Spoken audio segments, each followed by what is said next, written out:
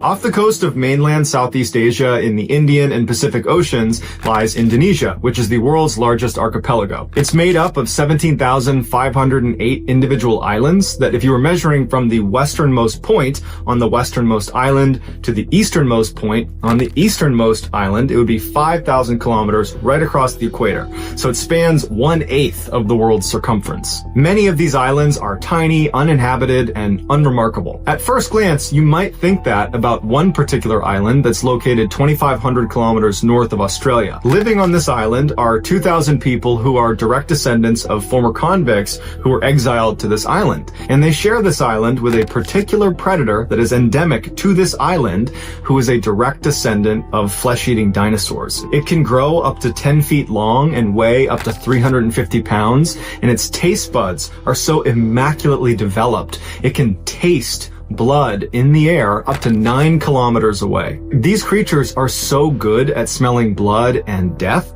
that anytime there is a burial on this island, they have to put big boulders over the gravesite. Otherwise, these creatures will come running out of the jungle and dig up the freshly deceased and eat them. These apex predators are called Komodo dragons, and they live on this one island in Indonesia called Komodo Island. In 2009, a 31-year-old fisherman named Mohammed Anwar, who had grown up on Komodo Island, decided he wanted some fruit. He had always been tantalized by the sugar apple trees that were inside of the fenced-off section of Komodo Island, the so-called forbidden section. This section was, of course, teeming with Komodo dragons, and so as a result, the locals basically fenced it off and said, we don't go over there, they don't come over here. But Mohammed had always wanted those sugar apples. He'd grown up here, and he never got to have one.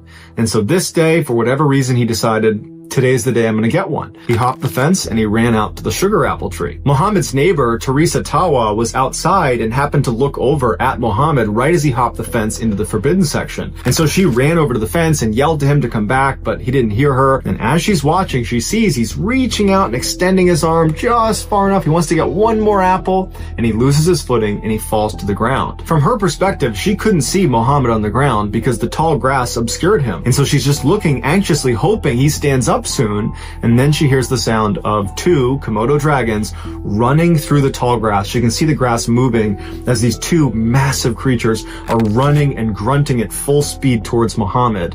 Mohammed, when he fell, he had cut himself, and they smelled his blood, and they charged over, and Teresa could only scream and yell for help as these 2 Komodo dragons ate Mohammed.